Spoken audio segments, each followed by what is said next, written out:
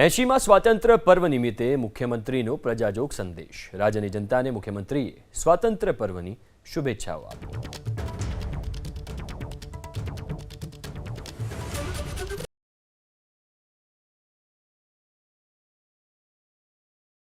ગુજરાતના મારા વહાલા સૌ નાગરિક ભાઈઓ બહેનો, 80માં સ્વતંત્ર પર્વની સૌને ખૂબ ખૂબ શુભેચ્છાઓ।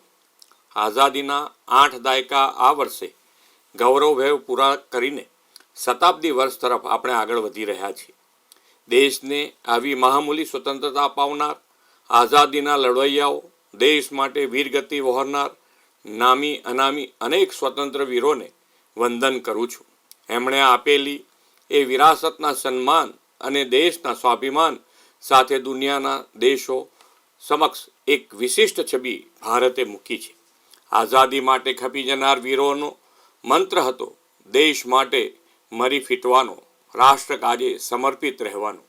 આજે જન જનમાં વડાપ્રધાન શ્રી નરેન્દ્રભાઈ મોદીના નેતૃત્વ અને પ્રેરણાથી દેશ માટે જીવી જાણવાનો અને રાષ્ટ્રહિત પ્રથમનો મંત્ર ગુંજે છે। દેશની વિરાસતોનું ગૌરવ કરવાના અનેક અવસરો પણ શ્રી મોદી સાહેબે આપણને આપ્યા છે। સોમનાથ મંદિરના પુનઃનિર્માણના 75 વર્ષની ઉજવણી આપણે સનાતન સંસ્કૃતિની વિરાસતને ગૌરવમય બનાવી છે। વિરાસતોના ગૌરવ સાથે વિકાસની નિત નવી ઊંચાઈઓ આપણે વડાપ્રધાનશ્રીની વિઝનરી લીડરશિપમાં વિરાસત બી વિકાસ બીથી પાર કરી છે। તેમણે વિકસિત ભારત 2047ના નિર્માણનો જે સંકલ્પ કર્યો છે તેમાં ગરીબ, યુવા, અન્નદાતા અને નારી શક્તિને મુખ્ય આધાર ગણાવ્યા છે। આપણે પણ ગુજરાતમાં આ 4 પિલરના સશક્તિકરણ માટે અનેક આયામો પાર પાડ્યા છે।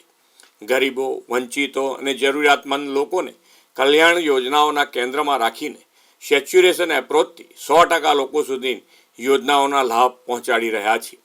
યુવા શક્તિના કૌશલ્યથી સ્ટાર્ટઅપ ઇકોસિસ્ટમોને વધુ મજબૂત બનાવવા સ્ટુડન્ટ સ્ટાર્ટઅપ અને ઇનોવેશન પોલિસી પણ અમલી બનાવી છે। ડેટા, એઆઈ ઇનોવેશન અને ડિજિટલ ટ્રાન્સફોર્મેશન પ્રોત્સાહન આપવા 5 વર્ષ માટે Gujarat global capability centre policy અમલી બનાવી છે। હવે આપણા યુવાનો જોબ સિકરમાંથી જોબ ગીવર બની રહ્યા છે। આવી હોનહાર યુવા શક્તિના ઉજ્જવળ ભવિષ્યને સુરક્ષિત રાખવાનો વડાપ્રધાનશ્રીએ મક્કમ નિર્ધાર કર્યો છે। યુવાનોના ભવિષ્ય સાથે ચેડા કરનારાઓને નશ્યત કરવા જાહેર પરીક્ષા સુધારા વિધેયક તાજેતરમાં સંસદે પારિત કર્યું છે। ટેકનોલોજીનો પારદર્શી ઉપયોગ સુનિશ્ચિત કર્યો છે। અન્નદાતા ખેડૂતોના હિતોને પણ અગ્રતા આપી છે। ટેકાના ભાવે ખરીદી, કિસાન સન્માન નિધિ, દિવસે વીજળી અને સિંચાઈ માટે પૂરતું પાણી એમ બીજથી બજાર સુધી દરેક કદમ પર સરકાર અન્નદાતાની પડખે છે। એટલું જ નહીં, કુદરતી આફતો સામે ઉદાર સહાય પેકેજ આપીને સરકાર ખેડૂતોની હામી બની છે। સમાજનો 50% હિસ્સો ધરાવતી નારી શક્તિના સ્વાવલંબન માટે પણ સરકારે નક્કર આયોજનો કર્યા છે। રોજગારીના સર્જનમાં નારી શક્તિની ભાગીદારી 42% છે તે 2047 સુધીમાં 75% સુધી લઈ જવાની નેમ છે। 5 લાખથી વધુ બહેનો લખપતિ દીદી બનીને પરિવારોને આર્થિક આધાર પૂરો પાડે છે। ઉદ્યોગ ક્ષેત્રે સી સ્ટાર્ટઅપ અને સહકારી ક્ષેત્રે મહિલા મંડળીઓને પણ પ્રોત્સાહનો પૂરા પાડવાના છે। આવનાર સમયમાં વિકાસ અને અર્થતંત્રની પ્રગતિમાં ટેકનોલોજી મુખ્ય પરિબળ બનવાની છે એ વાત નિશ્ચિત છે। ટેકનોલોજીના અને ઇમર્જિંગ સેક્ટરમાં ગુજરાત મહત્ત્વના પ્લેયર તરીકે ઉભરી આવ્યું છે। વડાપ્રધાન શ્રી નરેન્દ્રભાઈ મોદીની પ્રયાસોથી ગુજરાતમાં 3 સેમિકન્ડક્ટર પ્લાન્ટ કાર્યરત થયા છે।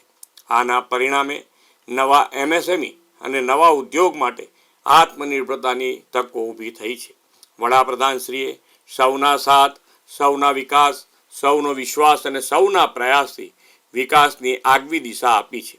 ગામડું હોય કે નગર, દરેક વ્યક્તિ અને સમાજને વિકાસની મુખ્ય ધારામાં લાવવાનો સેવાયજ્ઞ તેમણે આદર્યો છે।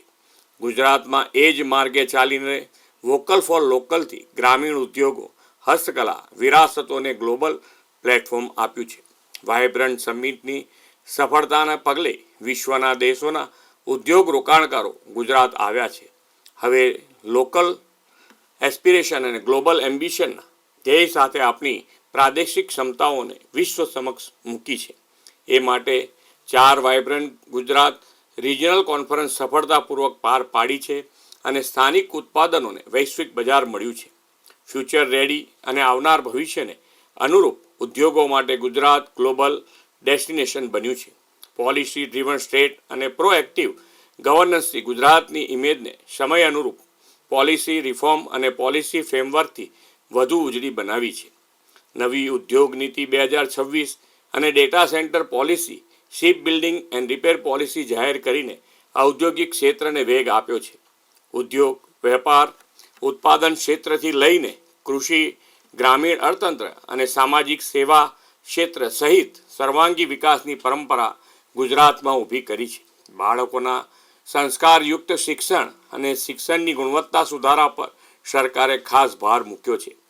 કોઈ પણ કારણોસર શિક્ષણ અધવચ્ચેથી છૂટી ગયું હોય તેવા બાળકોને શોધીને શાળામાં પ્રવેશ આપવાનું અભિયાન ઉપાડ્યું છે.